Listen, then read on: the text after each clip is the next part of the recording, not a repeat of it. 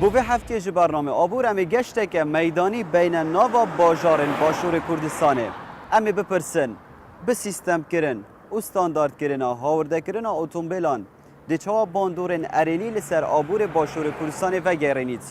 و اگر هاورده کرن یا به پلان بیت یا به سیستم بیت دی چا ریدد به چه قاسی و به چه قدر دراوی لباشور کردستان امی خسار بن اگر هاورده کرن یا بردام بیت و هر بزیدابونی بچید و نها سالانه و روزانه دریا سوتمنیه دا دریا جنافچونا ریوبانان دا جسدم هاورده کرن زور یا اتومبیلان چند ضرر به آبور باشور کردستانت کوید و اگر به سیستم بیت دی چه آشین و ضرر گین قازانچ لسر آبور باشور کردستان دوی برنامه دا وان برسوان دی بو وان پرسیاران پیدا کین خیر بین بو برنامه آبور ازم بختیار عبدالعزیزی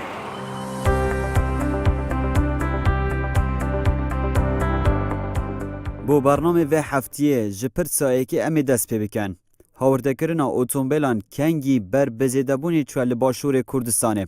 و چند باندور لسر چند سکترین جدا جدا دروست کرینه چند جوان اتومبیلان هاتنه به پارو کرن لسر کرت تایبت و کرت گشتی باندور آوان به گشتی لسر آبور باشور کردستان و سکترین دن چوان وگریایه هاوردەکردنی ئۆتۆمۆبیل لە دوای ساڵی 2000 ەوە پرۆسەکە بە شێوەیەکی گشتی گۆڕدراوە وەکو ئێستا دەبینین لە هەرێمی کوردستان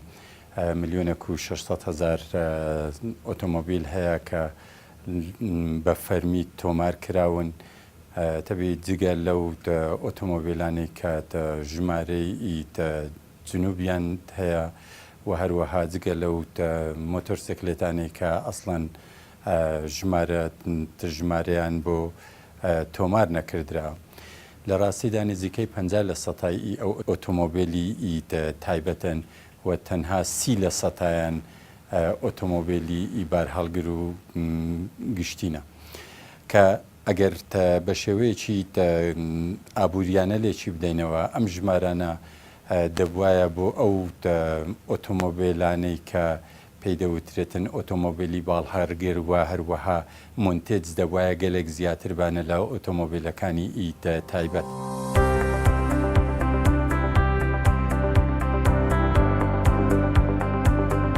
دبه گلک جه هاولاتیان پسپور و شارزان دپرسن بردام و گوتنی دوباره دکن جماره زورا اتومبیلان یا گنجای بو تورا ریوبان کردستانه و کوالتیا وی قیره کو جاده بو هاتیا دروست کرن و پیکینان یان جینه تاکید هەوە یەک لە کێشە گەورەکانی جادەکانە لە کوردستان ئەمە بە حکمی وەی کە شەریکەینە چەند جار خەبیری بیانیمان هینایە کە سەیری جادەکان دەکەن لایەن زۆر سەیرە لە خیلالی چەند چرکەیەک یان خولەکێک ئەو ژمارە زۆرەی سەیارەی پێدا دەڕوە کە لە جێیانی ژیان لە وڵاتەکانی دەرەوە ئەو ژمارە زۆرەی سەیارە شەبی بە پێی وەی جادەکان بەرین دەکرێت بۆ ئەوەی قابلیەتی ئیستیعابی ئەو ژمارەی سەیارانە بکات تاکیدەوە پەیوەندیان دەبیتن چونکە یەک لە دیزاینەکانی جادە ترافیک لۆدی پێدەلێن ینی لە کاتژمێرێکدا یان لە هەر ساتێکدا چەند سەیارە و چەند هاتوچۆی لەسەرە تاکیدەوە دەوری زۆرە چەند ژمارەی ئۆتۆمبیلەکان زیاد بی ئەوەندە تەمەنی جادە کەمتر دەبتەوە ئەگەر بەپێی هەموو ستاندەرەی جیهانی ئەو قیاسەی بۆ بکرێت ستاندەرەکان ئەوە بەپێی تۆمارە ستاندەرەکانی جیهانی ینی مەسەلەن حساب دەکرێت بە هەر تەسمیمی جادەیە کە چەند سەیارەی پێدەڕوا ئەوە لەلایەن حکومەت بۆ هەر منتیقەک چەند سەیارەی پێدەڕوا بە پێی وەی دەبی تەسمیمی جادە بکرێت چەند قات قیر دەکرێت دیزاینی جادەکەی تەحەملی چەند بار دەکا و چ پێویستیەکی هەیە جادەکە بۆی جێبەجێ بکرێت.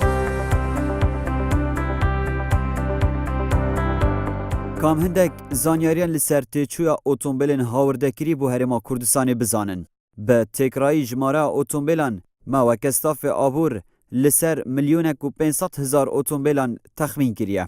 روزانه 10 لیتر بو هر اتومبیل که پیدوینه حتی که هاتنو چونه که نورمال لسر تورا ریوبان باشور کردستان انجام بدن. به وی که اتومبیلن هاوردکری روزانه 15 میلیون لیترین بنزین پیدوینه. به کجمه 700 دیناران وگه تکرار گشتی بو هر لیترکا بنزینه. آنکو اوتومبیلین هاوردکری بو ناوا باجاران لباشور کردستانه به کوجمه 10 میلیارد و 500 میلیون دیناران بنزین پیدویه بسوژن.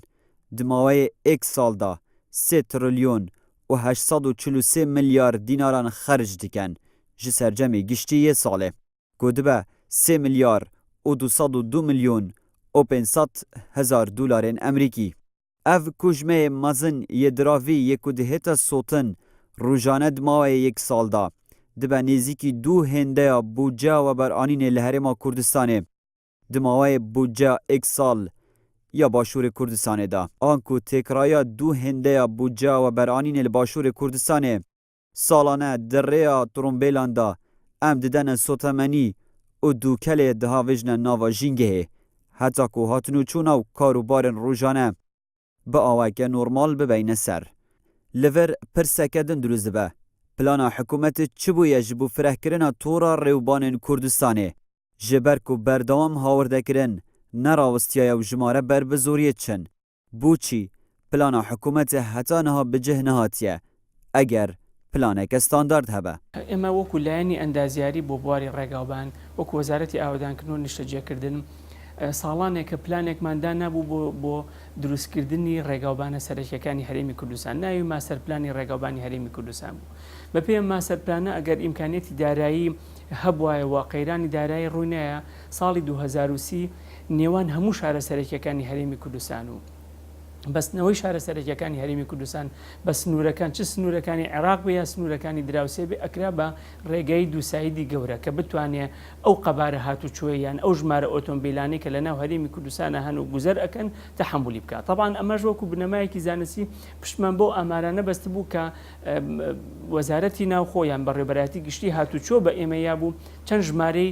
ئۆتۆمبیل هەیە هەروە کۆمپۆزیشنی پێکهاتەی ترافیکەکە چەنە لە ڕووی ئەوەی کە چەنی ئۆتۆمبیلی بچووکە چەنی پاسە چەنی بارهەڵگرە بەپێی ئەوە تەسمیمی ڕێگاکان کرا بوو هەم لە ڕووی جیۆمێتریکەوە ئیستیعاب و تەحەمولکردنی ئەو ژمارە لە ئۆتۆمبیل و بارهەڵگرانە هەم لە ڕووی سترەکچەری شۆکە بتوانێت تەحەمولیکە. بەڵام بەداخەوە بەهۆی ئەو قەیرانەدارایی کە بەرەوکی هەرێمی کوردستانی گر زیاتر لە 4 ساڵە ئەو پرۆژانە زۆربەی زۆری وەستاون. ئەگەر نا ئەو ماسەرپلانە تەواو بووایە ئێمە بڕوامان وا بوو تا 20 ساڵی تریش بتوانێت ئیستیعابی زیادبوونێکی تەندروستی ژماری ئۆتۆمبیلکە لە هەرێمی کوردستانە. بەواتە ئەمە کە ئەڵێ معنای ئەوە نییە هاوردەکردنی ئۆتۆمبیل یان زیادکردنی ژمارەی ئۆتۆمبیل لە هەرێمی کوردستانە کراوەیە و بێ بە شێوەیەکی عەفەی بێ بەڵکو ئەبێ بە پێی پلان بێ زیادکردنەکە زیادکردنێکی تەندروستی بێ و بە ڕێژەیەکی گونجاو بێ.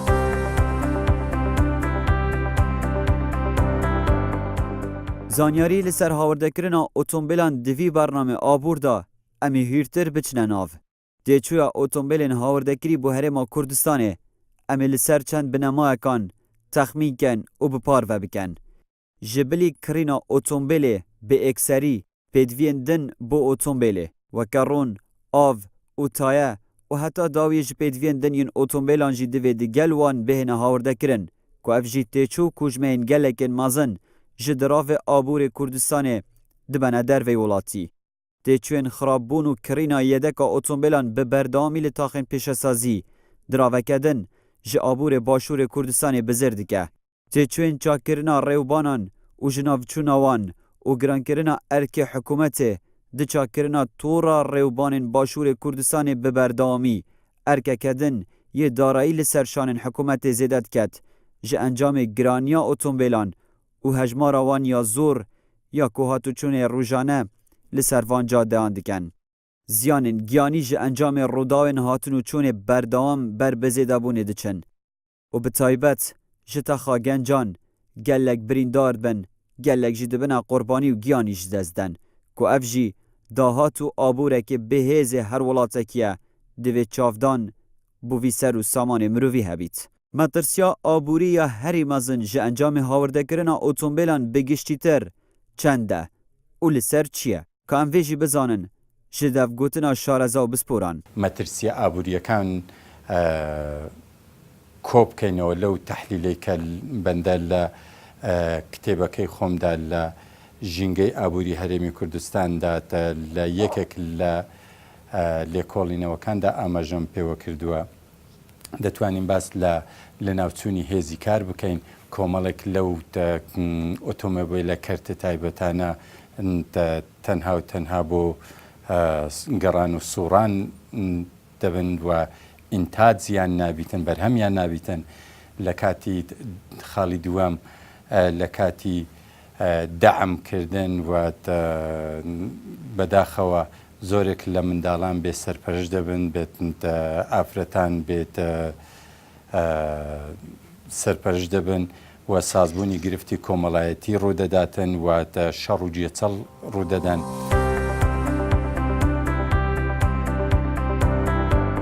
ئەگەر مەترسیên ئۆتۆمبیلان bi hejmarên wan yên zor ve li ser tora rêwbanên Başûrê Kurdistanê bi vî awayî bin.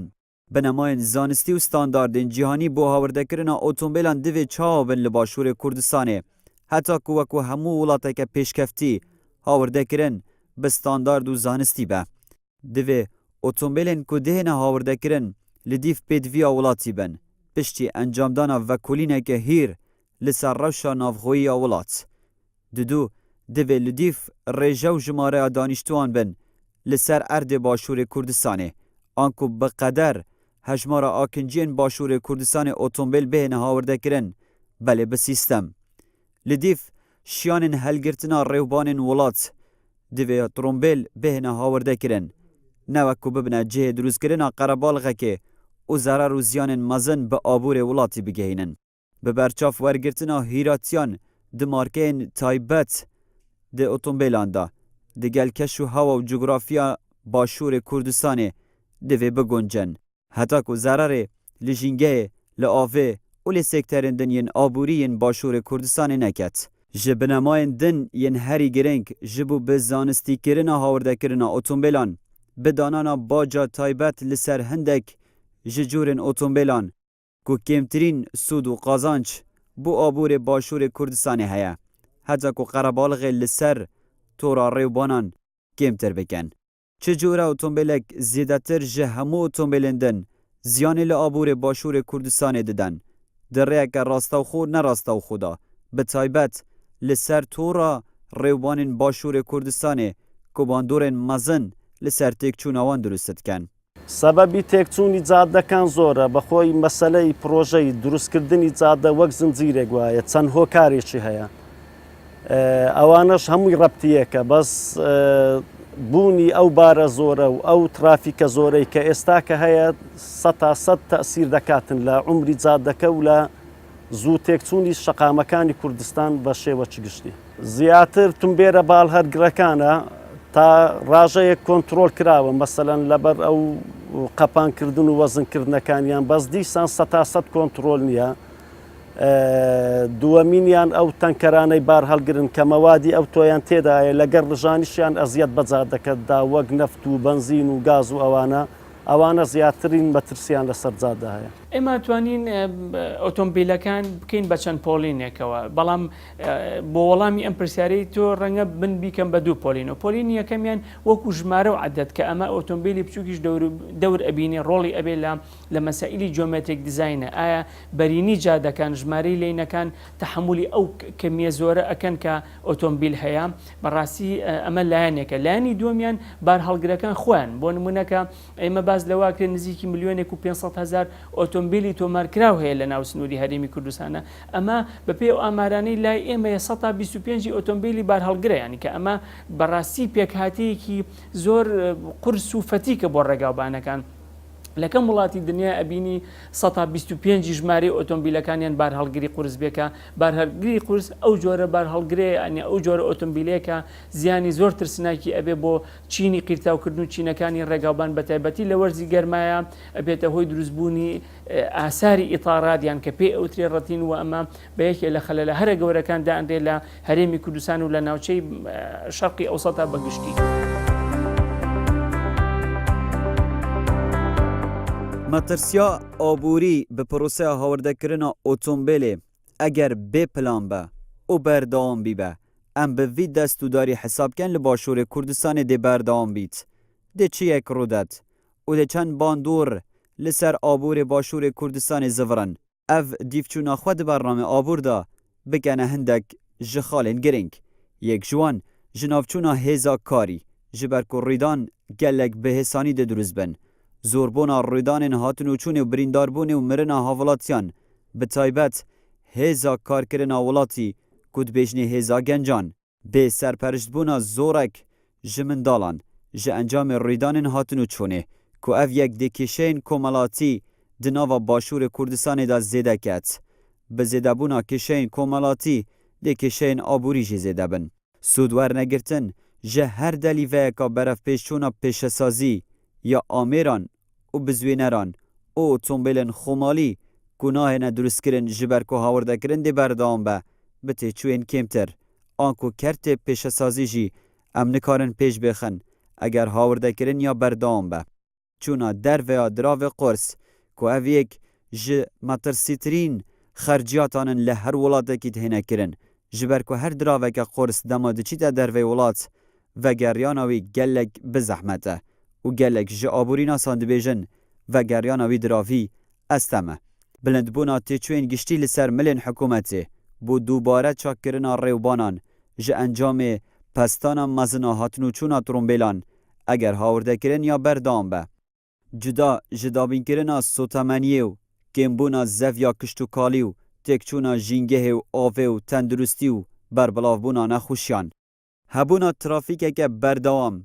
ji encamê trafîka berdewam dê kat hête birîn li ser hemû hawilatiyan bi kertê taybet û giştî ve bi fêrodana katî jî zerarên madî û aborî jê durust bin. Ji ber ku kat pare ye û pare abor e û abor dê bi hêz kevît yan dê lawaz bît ji encamê ji dezdana katî. Kêmbûna rêjeya henerdekirina petrolê bû derve ji ber hokarên dabînkirina sotemeniyê bi otomobîlan û pîzbûna jîngehê bi rêje û astên metirsîdar an ku dê bandoreke nerastexwe li ser jîngehê durust ket belê bi rastexwe dê li ser bûdceya Başûrê Kurdistanê durust ket. Heta niha hikûmetê çi cûre rênmayiyek girtîne ber bû kêmkirina hawirdekirinê û bandora wan ya xirab li ser aborê Başûrê Kurdistanê bi taybet tora rêwbanan û dabînkirina sotemeniyê. کاتێک کە یاسای ڕێگاوبانە گشتەکان لە هەرێمی کوردستان ساڵی 2012 دەرچوو لەوەیە مەسلەی بار زەبت کرا کە ئەبێ بارەکان تهدید کرێ هەر ئەکسلی سیارەیەک بۆ نمونە تاک لە 7 تەن زیاتر نەبێ ئەگەر دەبڵ ئەکسل بوو 9 تەنە 14 بەپێی کۆمەڵی مەعایرداندا نابێت لەوانە زیاتر بێ چونکە ئەگەر زیاتر بێ ڕێگاوبانەکانی ئێمە هیچ ڕێگاوبانێکی دنیاش تەحمولی ئەوە ناکە. بەڵام وەختی هاتینە سەر واقع ئەبینی ژمارەیەکی زۆر لە ئۆتۆمبیلی هەرگڵ هەیە ینی جۆرەها پۆلینی هەیە 56 جۆر دیاری کرا لە هەرێمی کوردستانە کە ئەمە بە حەقەت جۆرە مفاجئەیە بوو کەم وڵاتەیە لە دنیاە ئەوەندە جۆرە پۆلینە بار هەڵگری هەبێ ینی هەر وڵاتێک ئەبینی 15 نەوەی هەیە لێرە 56 بوو ناچار هاتین ڕێنماییمان بۆ هەر 56ەکەی دانا بەڵام داوامان ئەوەیە کە هەر هیچ نەبی لێرە بوەستێنرێت ینی نەوعی غەریبی تر نییە زۆر جار مفاجئ لە وێزگەکانی کێش جۆرە بار هەڵگرێکی غەریب ئەبینین کە هێشتا لەناو ئەو مەجموعە پۆلینانیە کە ئێمە تهدیدمان کردو و نابێ بارەکانی بۆش بێ ناچار بین دراسەتی کەین بزانین ئەکسلەکانی چەند بێت تاکو بە شێوەیەک بارێک بارکە ئەو ئەکسلانە زەرەر نیە لە چینی ڕێگاوبان و چینەکانی تری ڕێگا لە بۆ چارەسەرکردنی ئەو کێشەیە چەند چارەسەرەگەیە مەسەلەن ئەو تەکنەلۆجیە نوێیانەی لە ستاندەرەکانی جیهانی بۆ دروستکردنی جادە و دیزاینکردنی جادە ڕێنمایی دەکرێت ئەگەر حکومەت ئەو ڕێنماییانە لێرانە تەطبیقکە عینن لە ئیمکانیەتی کۆمپانیایەکان و یان کارگە نوێیەکانی حکومەت ئەو قابلیەتیان هەیە دەتانن ئەو شەرتانە جێبەجێکەن و تەبیعی هەندێک چارەسەریت کەژەیە مەسەرەن وەک هەموو دەولەتەکانی جیهان بەدانانی زەریبە و ئەوە لەسەر ئەو سەیارانەی کە زیاد بەکاردێنن و لە بۆ خزمەتکردنی جادە و شەقام و ئەوەکان سەرف بکرێتەوە. لە داویە بەریاک و ئەنجامên xwe aşkera bikin baştirîn çareserî bۆ kontrolkirina hawردekirina otomobîlan divê em çend xalekan bigirîne dest li Başûrê Kurdistanê li zalgehên sunûrî heta ku bi awayeke baştir hatin û çûn û hawrdekirina otomobîlan bû nav Başûrê Kurdistanê bêhête kontrol kirin. Peyravkirina sîstemê baş, sîstemeke tûkmend û standard ku biguncî digel rewşa navxweyiya welat. Dubare rêkxistina sîstemê hatin û çûnê li Başûrê Kurdistanê heta ku bizanin em pêdivî bi çend hejmarek یا هاوردکری یا اتومبیلان سالانه. هولدان بو رخصتن و سازکرنا ریوبانان به تایبت هبونا دو سایتان. جبرکو دنافبرا باجار و باجاران دا ری نف دولتی هنه و بازرگانی گلک بهز دهیتا کرن. اگر جاده دو سایت بن، رودان دی کمتر بن، تکچونا سیاران جی دی کمتر به، به وی که هاوردکرنا اتومبیلان دی کمتر به. جبرکو کمتر اتومبیل دی توشی تکچونه بن. دیار کرنا مارکه و جورن تایبتن اتومبیلا که دی هنه هاوردکرن بو کم کرنا ریدان هاتنو چونه و کم کرنا کارسات دلتازین. جبرکو کشو هوای هر ولاتکی بو مارکه که اتومبیلت هتا گنجان و او اتومبیله لسروان تورا ریوبانن وی ولاتی کو بو هاتیا دروست کرن ده پتر برگه گریت او ده تمنه که درشتر بد. چاره سری دوان خالان دابو پسپور و شارزان جی چاره سریا خواه بریا انجامان جهوارا را گهینن. احتمام به کوالیتی ای جوری ای اتومبیل کام بدرتن و همو جور اتومبیل که هاورده هرمی کردستان نکردرتن و گرینجی با اتومبیلانه بدرتن که دوستی جینگنا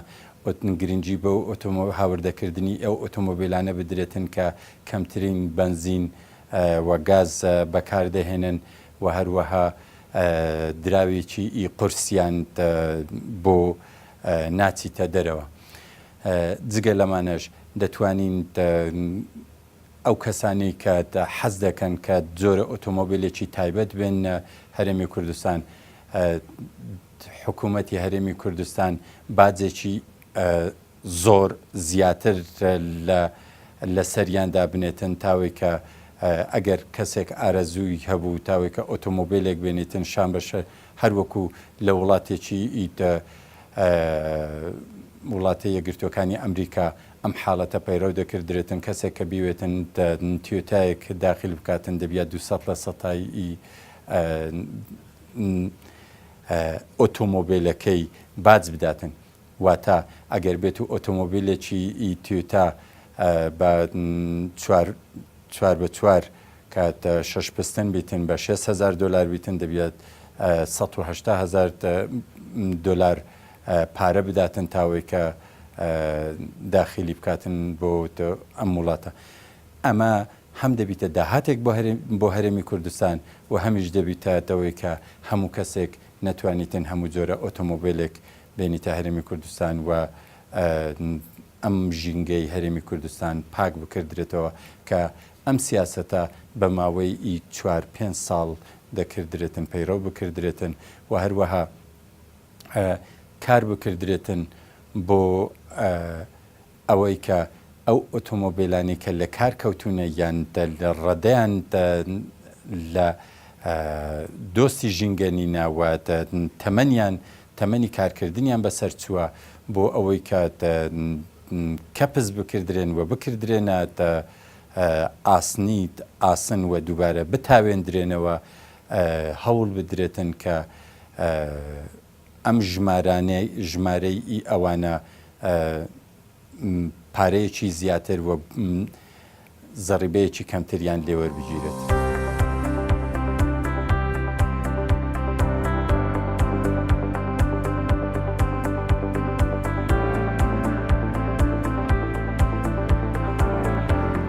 انجام داویه برنامه آبوری و هفته یک و هم گشتنه به ویاوایی بون کجاوان خزال بتوی بلزاتیه در روین دا جن چیروانی حتی که جیانا خواه بپارزید آوسان لباشور کردستان مپیدوی به ترومبیلان هیا حتی که بلز ام پیش بکوین اوش پاش کفتن قرطال ببین بله ترومبیل اگر به سیستماتیک نهینه هاورده کرن لجه ویه که ام لزاتی بکین ده پیشکتن دا دبیت از صدم که قربالغه که گله که مزن چه ببید پستان لسر جادان چه بنداهات جدست مبدر کوید و پاره و دراو قرص جدست ما وکه باشور کردستان در کوید بو در وی ولات که اف جمترسیترین جورن خرجیاتانه ده آبور هر ولاته کی دا دو ترومبیل جوانیا ناف باجرانه زینتا باجارن باشور کردستان دلجورن وان داهنه بله اگر نهتا کنترل کرن اف زینتا اف جوانیه دبیتا کریتی و ناشرینی ده باندورن خراب لسر آبوری کد آنکو بکرتی MPDV به سیستماتیک و ستاندارد کرنا هاورده کرنا اتومبیل آینه حتی که بردام بر به پیشکتن پینگاوان بلز ببرین در ریاحاتن و چون آوانده او انجام داویه یه برنامه آبور بود تا آبور کدن ارشاد کنید